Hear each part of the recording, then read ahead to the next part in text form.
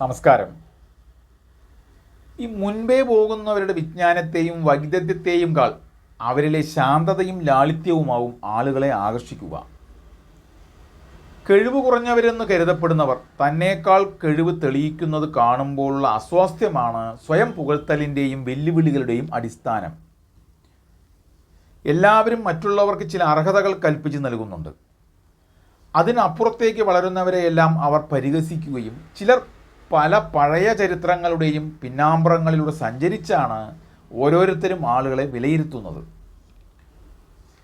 എല്ലാവർക്കും മാറാനും പുരോഗമിക്കാനും അത്ഭുതാവഹമായ വളർച്ച കൈവരിക്കാനും കഴിയുമെന്ന യാഥാർത്ഥ്യത്തെ വിമർശിക്കുന്നവർ വിസ്മരിക്കും.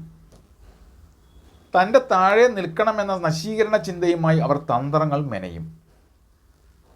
സന്തോഷം വരുത്താനുള്ള എളുപ്പമാർഗം തന്നെയും മറ്റുള്ളവരെയും അംഗീകരിക്കുക എന്നതാണ്.